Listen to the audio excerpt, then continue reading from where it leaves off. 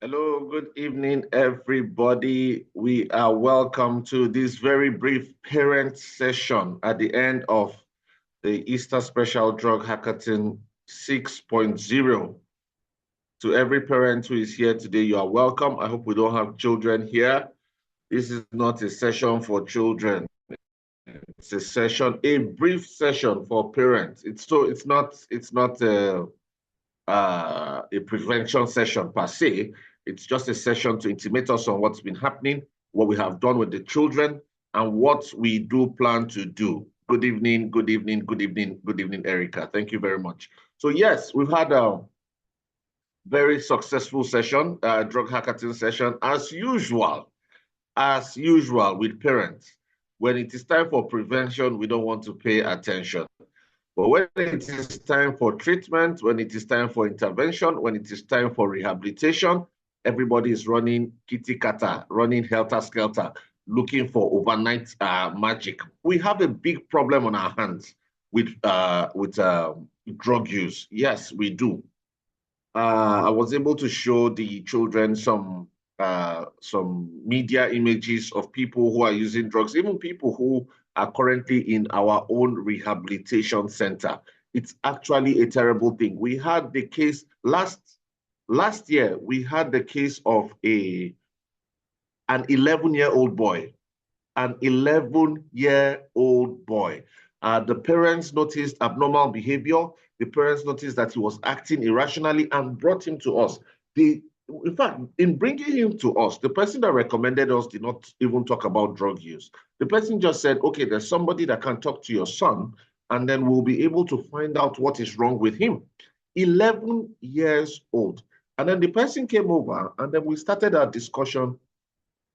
I told the parents I have to do a full assessment on him. They said, no, just talk to him. We want to just know what is wrong. You don't need to talk too much. I said, no. Are you going to teach me my work? Are you going to teach me my job? They said, okay, do what you want to do. And I asked my one of my staff to run a drug test on him, 11 years old. And we found out that he was using crystal methamphetamine. That is one of the most dangerous drugs known to anybody. Now, this is somebody from a proper home. Please tell me, how did an 11-year-old boy in secondary school get access to crystal methamphetamine? Clear reading. And then we asked him, and he didn't lie about it. Well, he said it has happened only twice. I said, once is enough to destroy your life. Once is enough to destroy your life. You can't say it happened only twice. Once is enough to destroy your life. So where is this coming from? There's a wave of destruction that is eating up our children. Drug addiction, drug abuse, substance use, substance misuse has become a problem that has come to stay. If not, an 11-year-old boy. And then the mother, who happens to be a banker, does not live in Enugu State with him. He's left with his father and one of his aunties. So we had to probe. How can an 11-year-old boy be using drugs? Where did you get it from? How did it come about? Where, what, how? And then he said, his elder sister's friend. Now listen, the boy they brought in for rehabilitation, or well, they brought in for assessment, and then we found out was using drugs. The parents had no idea that the Oga Patapata, the elder sister, was also using drugs. And he now explained that it was the elder sister's friend who introduced her to it. And then he, the 11-year-old boy, he said he tried it only twice. And then, of course, that had very long-lasting, damaging effects on him. The sister and the boy, they participated in the hackathon. Because we set up an intervention where we didn't want to admit him as a client.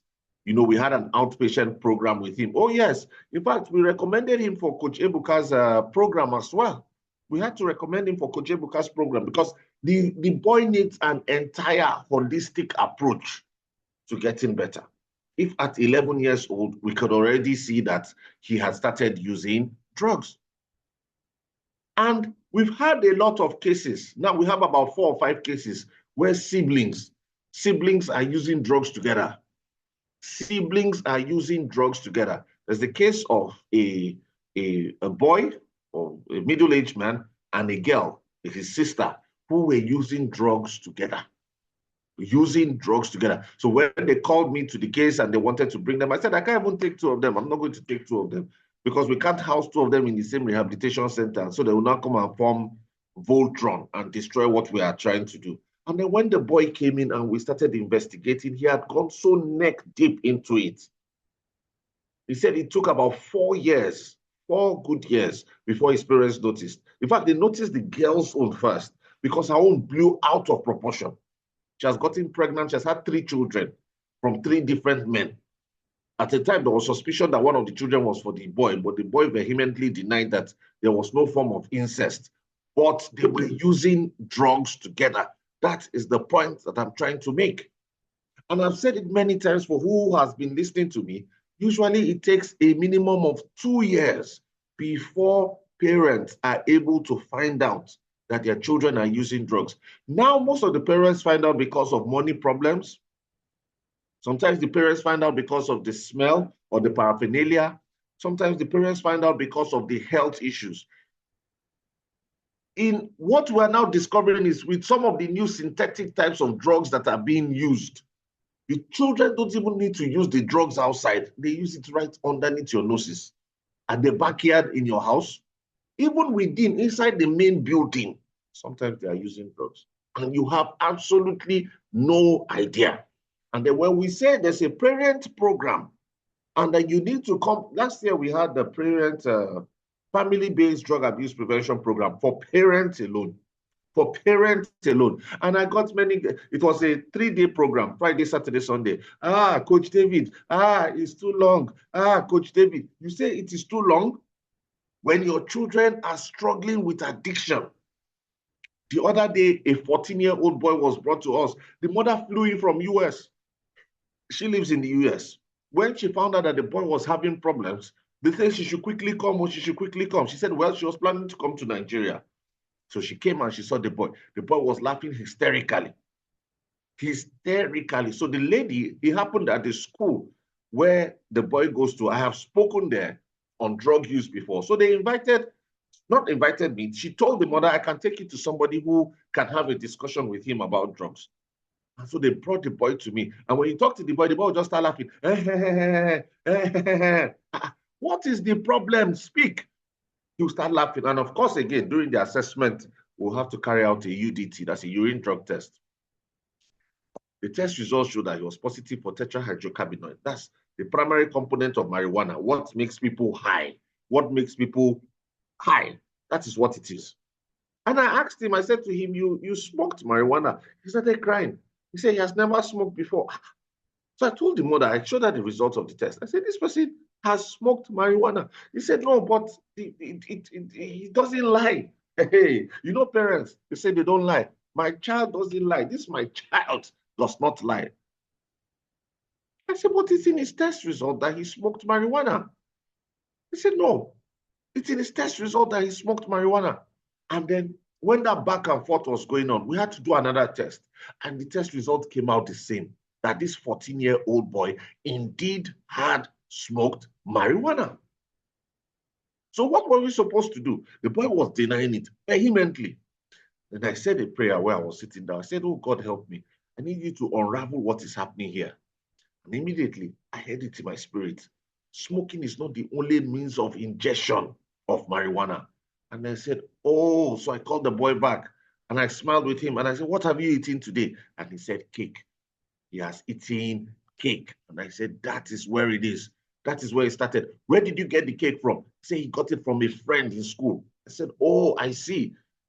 How often have you been eating this cake? He said, since last term. How much do you buy this cake? He told me the amount, and immediately I knew what it was. By the time we went to the school, that boy was in JS3 going to SS1.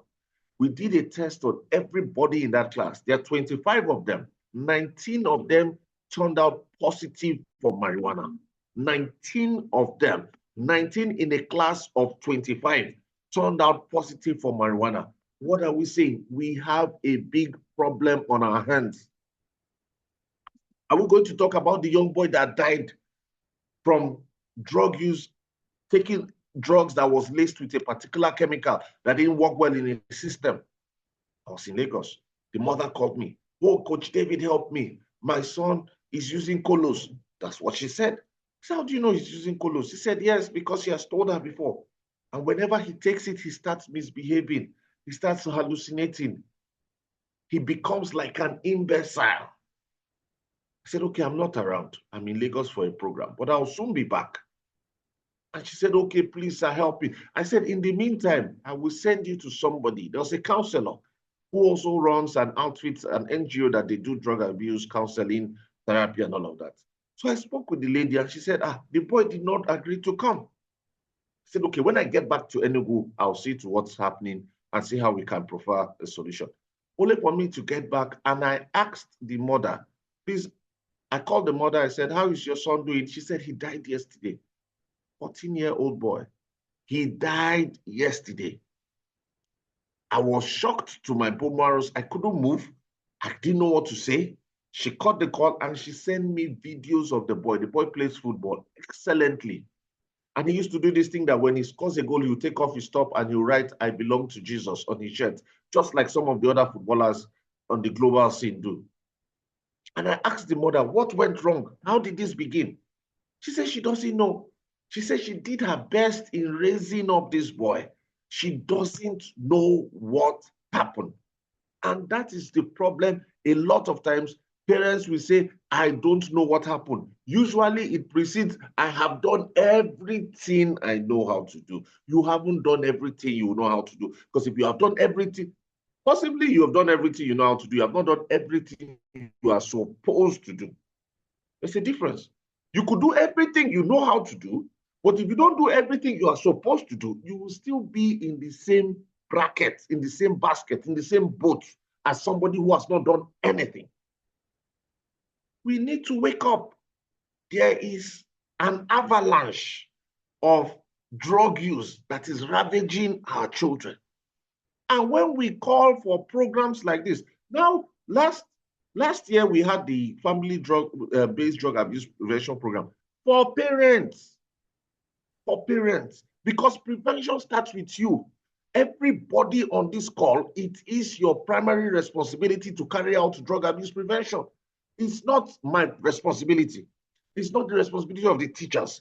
It's not the responsibility of your pastors. It's not the responsibility of your imam or the pope. It is your responsibility. Drug abuse prevention starts in the home, and there is a way to do it. And if you don't do it that way, you miss out on it.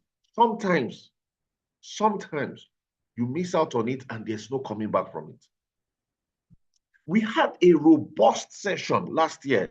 Some of the people from last year's session are still thanking me till today. What do? We identify risk factors. We teach parents how to identify risk factors.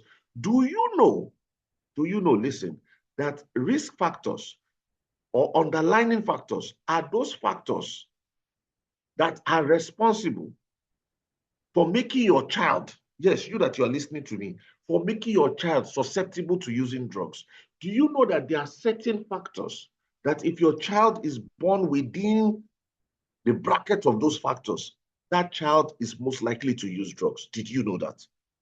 Did you know that? So prevention has not started until you have identified these risk factors, and then you create or you put up protective factors that help to checkmate those risk factors. That is the only time you have a possibility of safety and ensuring that your child does not get into drug use. Some of the risk factors include, we're not going to, because I said this is not a teaching, right? This is not a session. We're just rounding up the hackathon. So we want to just let parents know what is happening. Some of the risk factors include genetic factors. Do you know that as a father, if there's history of addiction in your lineage, it can be passed across to your children? As a mother, if there's history of addiction in your lineage, it can be passed across to your children. This is not what David is saying. This is not Coach David saying it. A group of professors from Harvard Medical School came together, took out years of research on addiction sciences, and found out that addiction can be passed from generation to generation. Please fact check me. Please read up on it. And then here are we. Some of you got married into a home. Your father-in-law is a drug addict or an alcoholic. Your husband will sit down and finish one bottle of Hennessy in one sitting, and you sit down there and you think your child will not be an addict. Or you think there's no possibility that your child will be an addict. There's a very big, very huge, very mighty possibility that your child is heading straight for rehab. Heading straight for rehab. So when we call for meetings, they say an ounce of prevention is worth a pound of cure. There's never a time, never. You've heard the saying, prevention is better than cure. There's never a time this statement was more true than in the case of drug abuse prevention. Never. Never a time that this statement was more true than in the case of drug abuse prevention. Prevention is not only cheaper, prevention is better than cure. As my brother will say, cure is not even sure.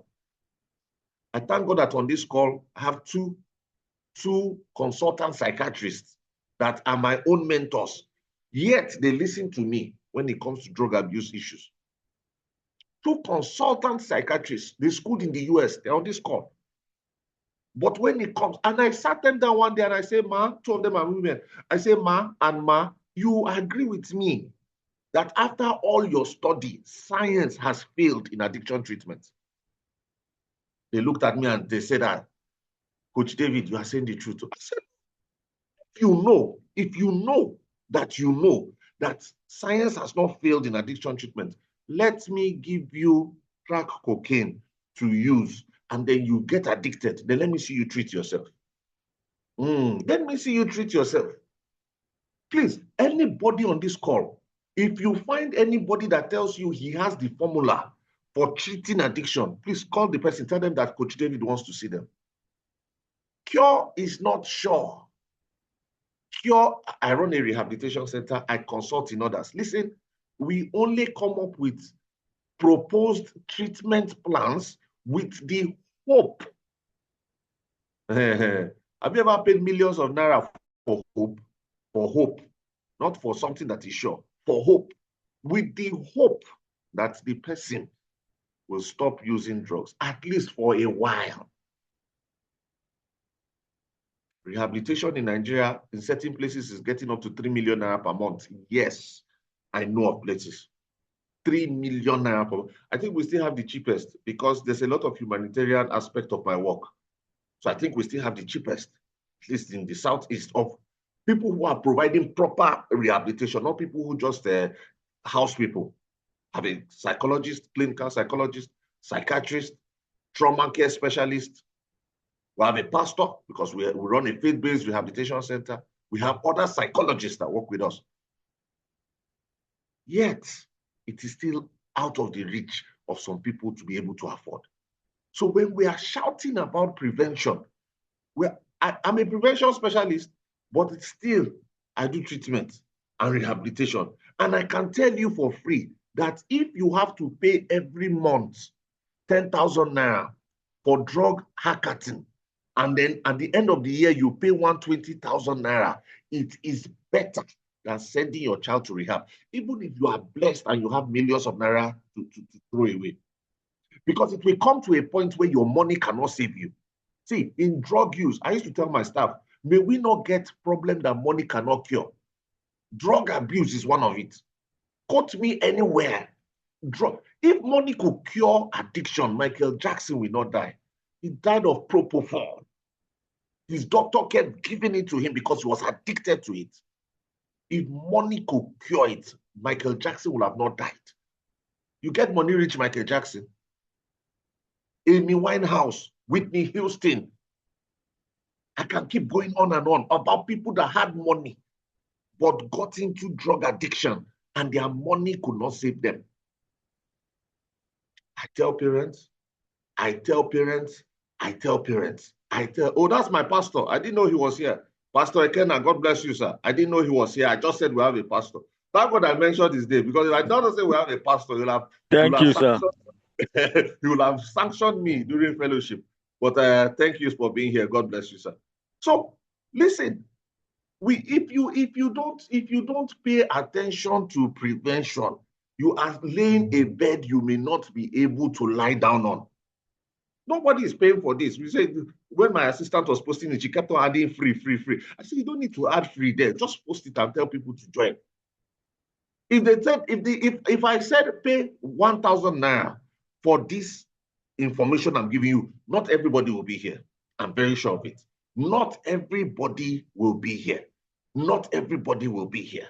Yet, it is information that we need. We're talking about risk factors. Another risk factor is mental health issues, mental health disorders. Once you have a child that is struggling with a mental health issue, he or she is predisposed to using substances, whether you like it or not. Mental health disorders. So when we had our family-based drug abuse prevention program last year, we taught parents how to know when their children are struggling with mental health issues, take them for proper diagnosis, and create the the protective factors that will ensure that they don't end up using drugs. Some of our children struggle with depression, some struggle with anxiety, some struggle with trauma. And then eventually, because there's a bi-directional relationship between drug use and mental health disorders, they start using drugs. Then you start running helter-skelter, kitty-kata, running helter-skelter. We just discharged an 80-year-old man. Thank God my pastor is here, so he can confirm what I'm saying. And 80, he'll be 80 in November. 80 more so. 80, to tell you that addiction has no respect of persons. Has no respect of persons. 80 years old. 80 years old.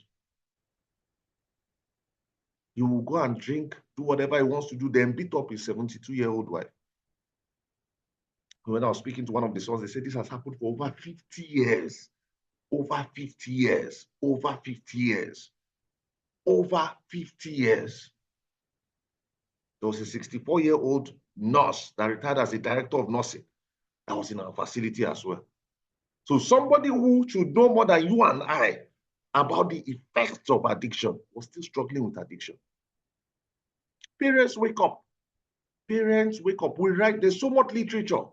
We write books on prevention. The 12 pillars of prevention, somebody sent me a message the other time from Australia. He says, sir, this book has greatly helped us in our programs that we're running here. He said, oh, we thank God. With other somebody as far as Australia. So one of the TIP distributors took the book there. And that was how the person got it. Not that the person knew me. The person read it and the person looked for me, looked for my contact and sent that message. We wrote books for children, things I need to know about drugs before I grow up. In the Boys Leadership Academy, that's what they're studying this month. You need to see the questions your sons are asking about drugs. You need to read. You need to read. You need to see them. We just finished the hackathon. You need to see the questions that were being asked about drugs. Questions that you can't answer as parents yet. Because if you can answer it, they won't be asking me. So you can't answer it. You can't answer it. Either you can't answer it or they don't trust you enough to ask you. Yet, when it's time for you to register for Hackathon, you start complaining. Another one is coming in August again. Another one is coming in August, and this time is going to be bigger because even the questions we had from 12 to 15 today, we couldn't answer all of them. This Easter period, because of the way the school calendar was, we couldn't really create a longer session. But in August, we're going to have 2 sessions for each of the categories. We'll have 2 sessions for each of the categories. And then I crave it's going to be the same cost. I crave your indulgence to register your children. I crave your indulgence to register your children. We're writing some books. How do I know my child is using drugs? Volume 1. Do you know what we're writing in that book? We're taking examples of people from our rehab. People who their parents were blindsided. Starting from me. They thought that they were raising godly children, godly children, until the children shocked them with drug addiction. And everywhere blur first. Everywhere blur. Blindsided. Their children were using drugs underneath their noses. They didn't know. So we're writing that book. If you want to buy, you buy. If you don't want to buy, don't buy. But we'll not reduce price for rehabilitation for anybody because things have gone up. Fuel is expensive. In Enugu, we buy water. Water is expensive. Food is expensive. So don't come and beg me and say you are from, even if you tell me you're from Kochebuka, the closest person to me, I'll tell you to go back. Anyway, Kochebuka will not even send you to me and tell me to give you discounts. He won't. So we're writing books again. We're writing books for teenagers. Why do teenagers use drugs? It is not what you think. Buy for your teenagers. We're writing books for the younger ones, the ABC of drug abuse prevention. Buy for them. Buy for them. When they tell you to practice prevention, these are some of the steps you need to take because you don't know. If you knew, your children would be asking me the questions they're asking me yesterday and the day before yesterday. You don't know. You don't know. By asking our protective factors that will help to checkmate the risk factor of a child that is adrenaline driven, adrenaline pumping, you'll be looking at me. Koro, koro. You don't know. So some of you that have children that are very active, you know, adrenaline junkies, they like things that are risky. They are at risk of using drugs. I hope you know that. Science has shown that this is a risk factor. Science has shown that it is a risk factor. So what do you do about it? How do you checkmate that risk factor to ensure that they don't fall trap of drug use? Do you know that prevention starts in the womb? Do you know that prevention starts in the womb? We said it in the last drug abuse, family-based drug abuse prevention program. Prevention starts in the womb. So if you didn't start your own in the womb, you are late. You are late. If you didn't start your prevention exercise in the womb, you are late. Let me tell you, you can raise an intelligent drug addict. I came fourth in JAMB. Go and check me, fact check me. You can raise a church. Rehabilitation is expensive. Okay, Coach Ebuka is here. Hey, my brother. Rehabilitation is expensive. Oh, no discount. Oh. I'm here learning. Oh, I'm paying too. Hey, Coach Ebuka paid for his daughter to be in Hackathon. For those of you that know Coach Wendy, go and ask her. She will pay for me to come and educate her children with her friends, their children, to teach them. Preventing is better than rehabilitation. Better than rehabilitation. Better than rehabilitation. That is what we are shouting. Prevention is better than rehabilitation. I'm also writing a book on my story, my own life story. Some of the things you have never heard before. It's going to be an interesting read because you say, Coach David, you did this. Yes, I did. I did. This was me that was born in the church. Dedicated, Bishop Oyedepo carried me up and dedicated me, prayed for me. And then when I was a child, I used to go and play with him. We'll be playing in Living Faith Church, Kaduna, Garden of Faith. Now, I'm not saying that that is the criteria to live a perfect life, but I'm saying that by our own standards, I was, in quotes, raised well. Christian primary school, Christian secondary school, Christian university. What else can you ask for? No, tell me as parents, what else can you ask for? I hope there are no children here. Please, this is not for children. We have finished Hackathon. Children should excuse us. What else can you ask for?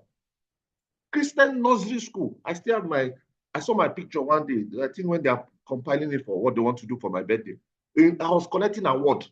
Christian nursery school, Christian primary, Christian secondary, Christian university. I went to Covenant University. What else can you ask for? But that was not enough.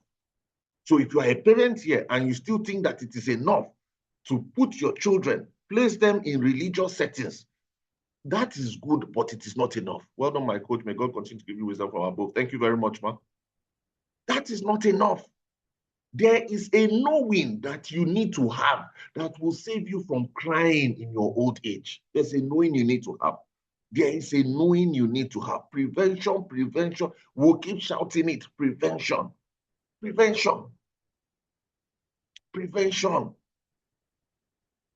We have somebody in our rehab that has been to rehab 10 times. 10 times. Thank God my pastor is here. 10 times. The person has been to rehab 10 times. The mother calls me at the dead of the night crying.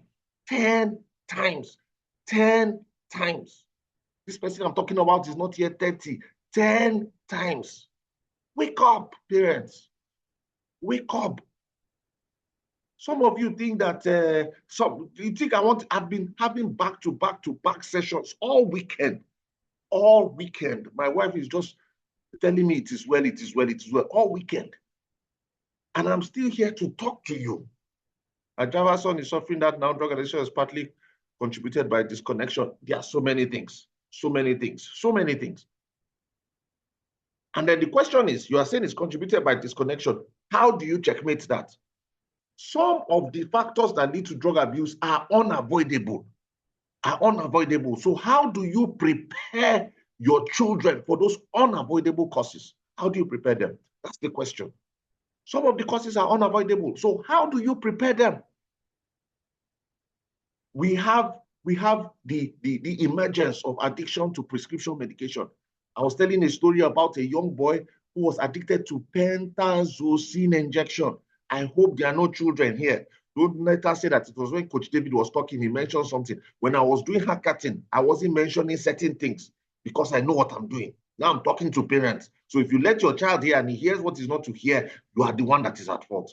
A child was addicted to pentazocine injection, and he used it until when he died. Your children are dying. Children are dying.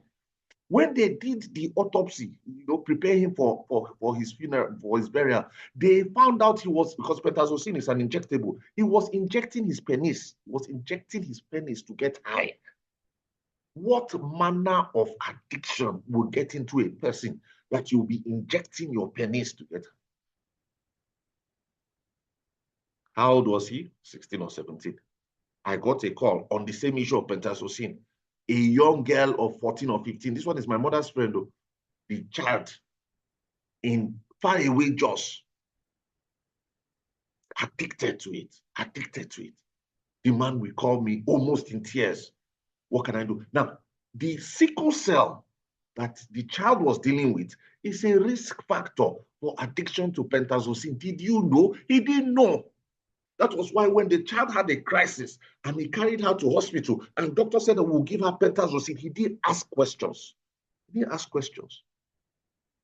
Perhaps if he had gone to a class where they treated issues on addiction, he would have heard that some of these things. Oh, David, we need you in Asaba very soon. Very soon I'll be there again. I was in Asaba 3 times last year. And I've been speaking with some of the leaders over there. We'll have a program coming up very soon. So if he had been in classes like this where issues like this are hammered on, you would understand that a risk factor has its checkmating protective factor. It has its checkmating protective factor. Some of us, I tell you the truth, we gone at the cost of our children's drug use. We are. Girls put it on their sanitary pads to get high. Yes. The girls now insert their tampons into ogogoro and insert it into their vagina and stay like that. Did you know that? That girls put tampon inside ogogoro, allow it to dry and insert it into their vagina? Did you know that we got to a school where young boys were collecting the sanitary towels, used pad of girls? They put it in a nylon and they tie it, and then they open the nylon and inhale it. They tell their school girls, please give us your pad after you have used it. They pack it in nylon and they inhale it. These are the things that are happening. So if you think that the way you can stop your child from using drugs is by not giving him money, you have failed that syllabus. They say the sons of Ishaka, they were men who understood the times and the seasons, so they knew which way Israel ought to go. Do you understand the times we are in now? They are unconventional drugs. They don't need your money to use those type of drugs. They don't need your money. Pit latrine, I'm sure all of us know about pit latrine. Put your head inside pit latrine and cover it and inhale the fumes coming out of pit latrine. Children are dying. Children are dying of addiction. Sometimes we, from the families with our dysfunctional systems, lack of structure in the home, we are the ones pushing our children to use drugs. And then you start crying helter-skelter, looking for overnight miracle to happen when you are the custodian of the problem that your child is facing, the very weapon fashioned against your child. Many times we interview them. We have them. There's one currently that we're struggling with. And it's not the boy's fault, it's the parents' fault. Wake up. We have work to do. We're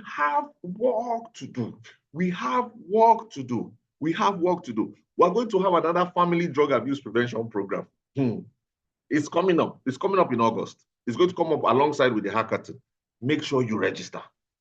It's not every time you see Coach David talking, because I don't talk too much. Some of you say that Coach David doesn't talk. Yes, I don't talk. I just talk once. If I talk now, you hear from me again till that time. When it comes up, please register for your own good. Some of you need to correct the wrongs you have started.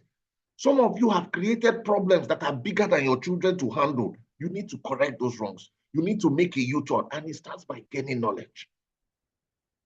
The hackathon is coming again, bigger, with each category having 2. Yes, so Coach David doesn't talk too much. Yes, they said it. So people have even reported me to my mentor that I don't talk too much. Yeah, blessing to this generation, sir. I got to know a friend's son who uses drugs. Thank you very much. Yes, we thank God. So the hackathon is coming again. Register, register, register, register, register your children.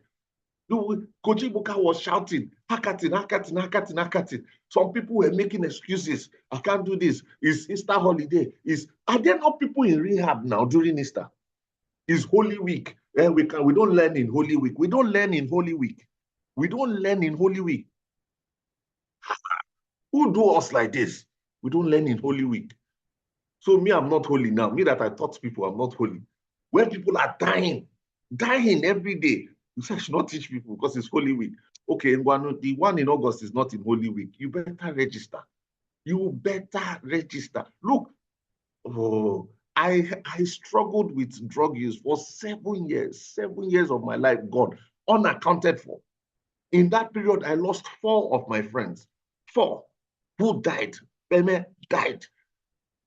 One of them was beaten and burnt to ashes because he went to steal money to buy drugs. This was the son of a very rich and prominent man. If I call his name, at least 90% of us here will know the person. The person died. Had another friend of a very prominent politician who is still prominent till today. She died of a drug overdose. At the age of 20, she died of a drug overdose. All the money the father has amassed could not save his daughter. They had to, because she died in London, they had to come back and, politicians pay off the media, and they created a story, a cover story for how she died. She died of a drug overdose. I know her very well. She died of a drug overdose. So our children should not be part of the statistics of people that they are saying are dying. Our children should not be part of the statistics. Our children should not be part of the statistics of people who are dying every day. People who are rotting in rehabs. People going from rehab to rehab, country to country, state to state. Why? I opened the rehab. I didn't open it because of the people on this call. The people on this call are meant for prevention. Your children should not be in rehab. But you have to pay attention to prevention so that you don't face rehab. You have to pay attention to prevention so you don't face rehab that is not sure. One of the people that came to rehab said to me, Coach David, said, I don't think I can ever come out of this again. This one is a 52-year-old man. So he has been using drugs for about 27 years. He said, I don't think I can ever come. His wife and children has left. They've left him. And then the mother is still following him, is still following up with him. 52-year-old man. The mother still came to visit him in rehab. When you should be resting, when you should be enjoying your retirement, when you should be traveling with your grandchildren, you are following a 52-year-old in rehab to go and check on him and buy rice, and he's telling you, Mommy, you didn't put plantain in the rice. God forbid, God forbid, God forbid, God forbid, God forbid, God forbid. What? God forbid is not a parenting strategy. You have a part to play.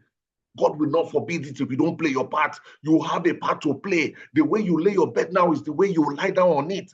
Pay attention to prevention. Buy books that matter. Go for courses that matter. Register your children in the boys' academy. Register your daughters in the girls' hub. You have a part to play. You have a part to play. You have a part to play. You have a part to play. So, I don't want to take too much of our time. I was going to take only 30 minutes.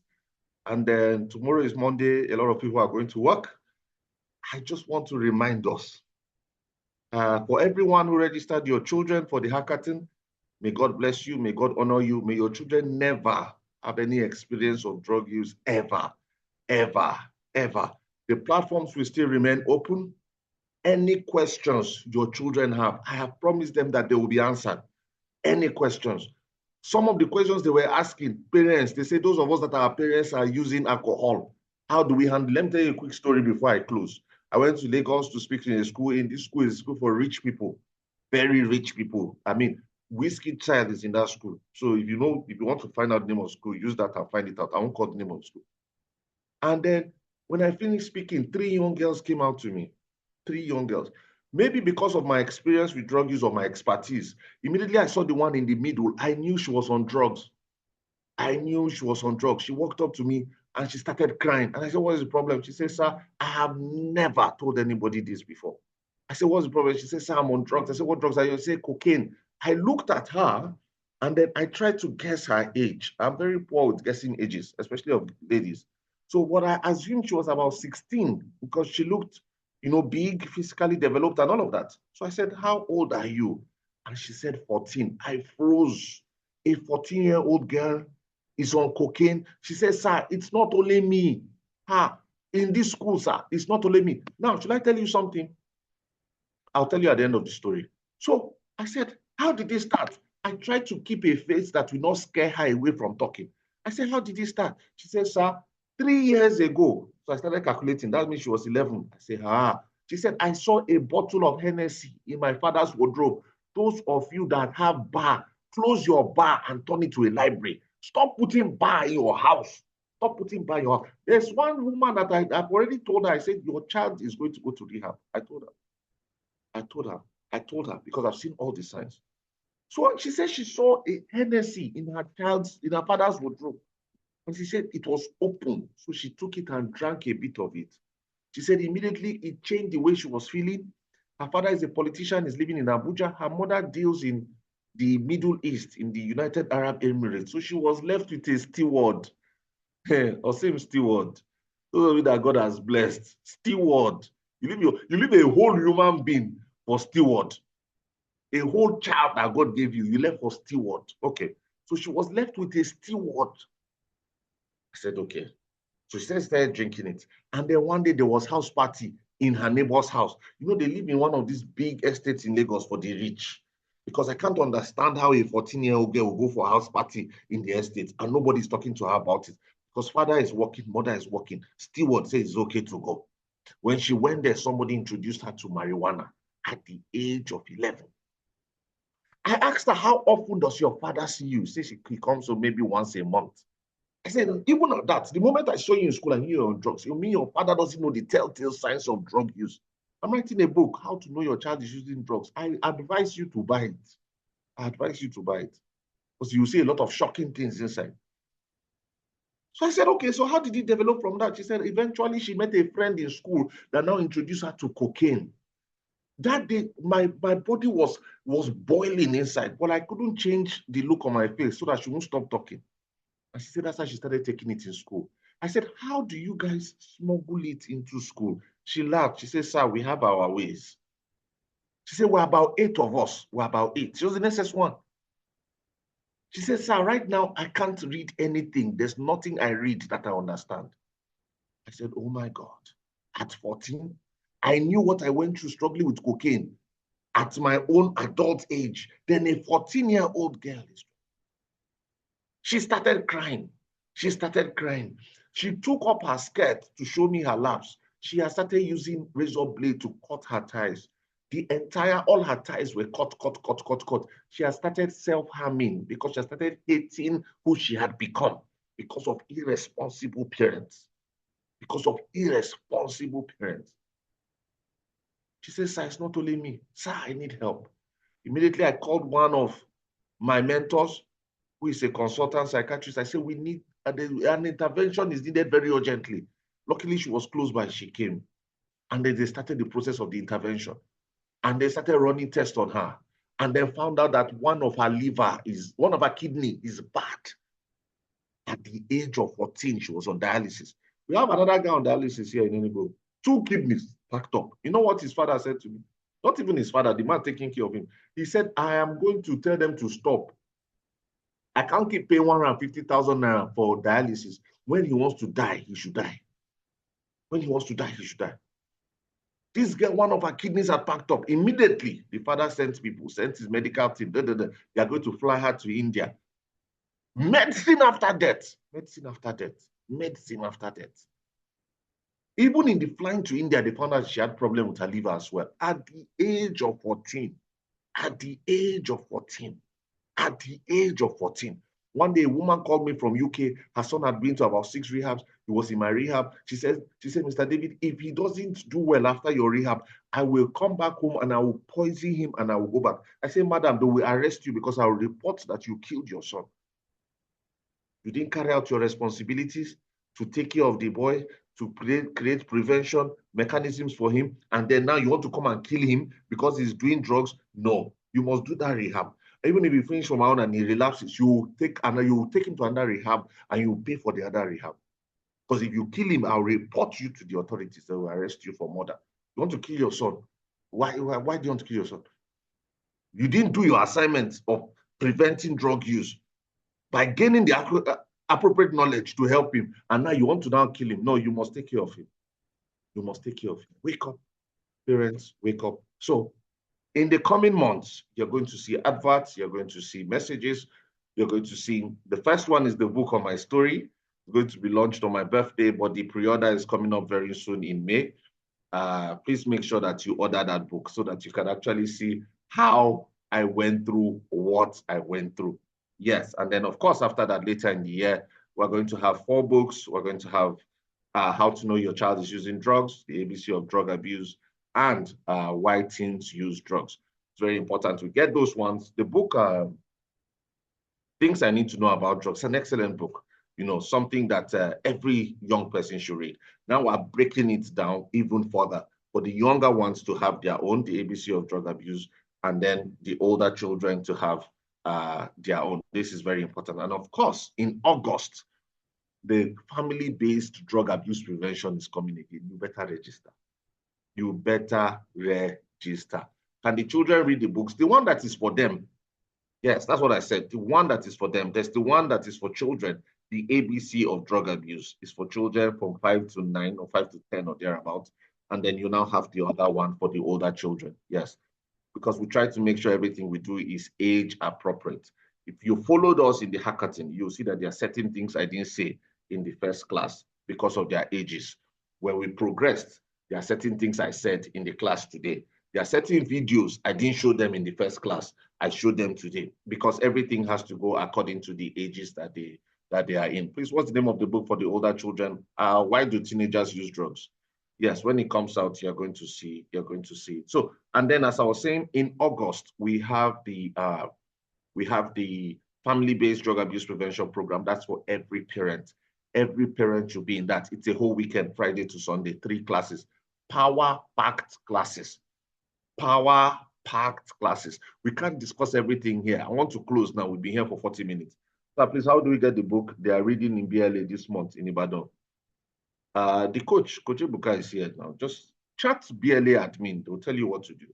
Chat up BLA admin. They'll tell you what to do. And then we'll also have the hackathon again. Have the hackathon again. In all the categories in August, it will be for 2 sessions. We couldn't do that now because schools are resuming on Monday. You know, it was very tight. You know, we wanted it to be 2 sessions. We couldn't make it to be 2 sessions. We are interested in your children living. I join God in saying, I wish above all things that your children will be in health and their soul will prosper. It starts from gaining the right knowledge as parents. Parents, gain your own knowledge, buy the books, register for the family-based drug abuse prevention program, and ensure that you register them for the hackathon. I was going to say something about that girl in that school. When I was going there, I took an Uber from my hotel.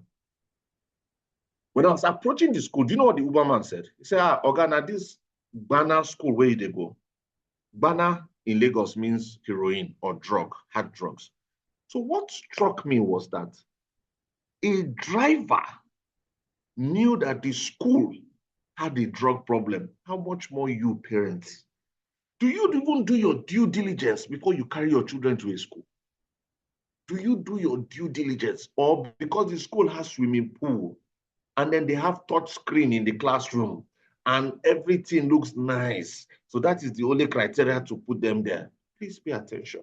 If an Uber driver knows that the school has a problem with drugs, the school they are paying in millions, how much more you parents? Sometimes we are too lazy to do what we are supposed to do. to save our children from getting into trouble. We just leave things to chance. Because the school is beautiful, in Guanu, we put them there. I removed my children from a school that I loved so much. And my children, my first child is just going to be 6. And then the school was close to my house. It ticked that box. The school was doing everything that they needed to do how I wanted it. And then last year, this madness of doing graduation for nursery school students. So I say, as a present father now, I say, let me go for the graduation.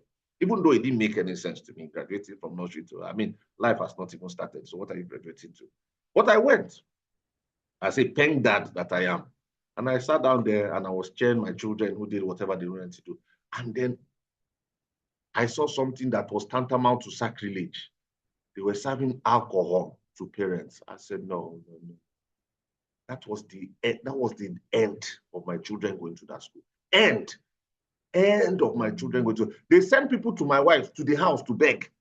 They sent people to beg that please. My wife told them, no, it is not debatable. That means your values agree that it's okay to drink in presence of children. Hey, in presence of children, nursery school graduation. They say, no, we're serving to the alcohol to only the adults. I said, what are you even saying? Are you listening to yourself? Do you know that is the same thing as taking a child to a bar? Which unfortunately, some parents think is okay. Some parents think it's okay for children to take their children to a bar, to garden. Those of you in Abuja, you take your children to garden. May God have mercy on you. May God forgive you. May God have mercy on you. I said, no, never. My wife, okay, we know this. Because everything, the school ticked all the other boxes. But serving alcohol where children are, he said, no, unacceptable. Unacceptable. And that was school of my children. So please, how do we know what type of school is drug proof? I was in Lagos and I did a school drug abuse training for teachers in the entire Ikeja, drug free. Almost all of them are not drug free. Almost all of them are not drug free. So we need to be careful as parents. How do we know where to choose for our children so that they will not get into wrong hands and die? Because they are dying. So that they will not get into wrong hands and die. Do you know that some people are dying in rehabilitation centers? They just cover it up. They just keep quiet and they just cover it up so that people will not know. Death by overdose that happened in Pan-African University. Nobody wanted to talk about it. We are hearing these things. We hear these things. They come to our desk almost every time. So please, a word is enough for the wise. I honestly intended to speak for 30 minutes. It's almost 1 hour. I need to release every parent gathered here for to prepare for tomorrow. And it's my earnest prayer that God is going to honor and bless us. I pray that the blessedness of Easter, of his resurrection, will find fulfillment in all of your lives. Do we have any questions? Just 2 questions and we'll close. Any questions? Any questions? Thank you for this enlightenment. Thank you so much, Pastor David. Thank you, Pastor. Thank you very much, Pastor. Thank you for all you do for us. Thank you, sir. God bless you. How do you know a child takes drugs? You're going to find out. We can't do that now. Thank you, Coach David. Thank you. Thank you. Thank you so much. Kay, so much knowledge. Thank you so much. Thank you so much. No questions? Thank you so much, Coach David. Thank you very much, my sister. Thank you so much, Coach David. God bless you, sir. Amen. God bless you. Thank you. Enjoyed your session. Thank you. Thank you. Thank you. Thank you. May the peace of the Lord be with every one of us. Please, for those children who are in Hackathon, if they have questions that you cannot answer, because I know you cannot answer them, you're just doing mommy and daddy. Send the question on the group. We're going to answer it for every single one of them. Thank you very much. God bless you. Have a beautiful week ahead. Bye for now.